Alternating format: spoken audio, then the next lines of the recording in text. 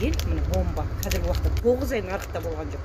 Содан ойлай беріңіз, как она летит по всему миру. Что она делает моментально? Когда мы ректально ставим, кәдімгі дәретке отыратын жеріміз бар ғой, иә? Кішкентай балаларға салғанда не істейді? Тәбетін ашады балалардың. Балаларда құрт бізден көп. Құрттарын моментально жаңағы дәретпен шығарып тастайды. Балалардың ең бас тәбетін ашу керек. Қазір бұлар тәттіні көп жейді да, постоянно аппетиттерін жаңағыдай 4 сағат, 6 сағатқа құртады. Ол енді тамақ жейін деп жатса, тағы да бір кәмпит келеді, бір туысқан келеді үйге деген сияқты ғой. Ал қыздарға, именно подросток қыздарға не үшін салу керек? Мен қыздарыма жаңағыдай взятка беріп салғызам, хотя бы 1 месяц, потому что етек кірі ауырмай келу керек.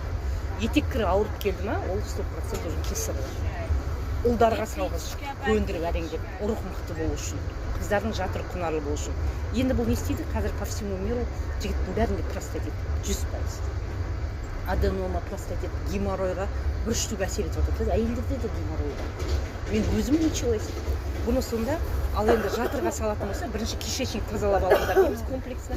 Одан кейін барып жаңағы шектен кейін жатырға салғанда, жатырда миома киста көп әйелдерде. У некоторых даже матки нет, она прямо сол жақтарға мықты әсер етеді, коррекция беріпші. Сондықтан бұның пайдасы деген енді шексіз. Бұл тек қана ректально салынбайды, бұның кішкентай туылған балаларға, немесе балалар болады, тістері шыққанда ауырады, болезненно, без запаха да. Сонда стоматит болып туылады, емшегі ала алмайды, аузының ішіне жағып қойған.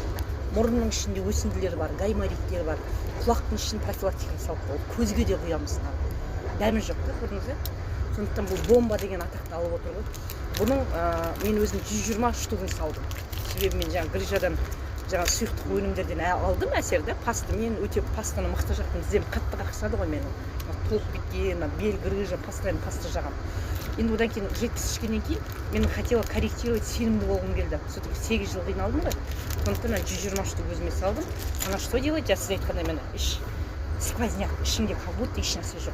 Кишечник тазарғасын, уже иммунитет іске қосылады. Біздегі самый главный доктор это наш иммунитет. А иммунитет 80% біздің кишечникта, шекте.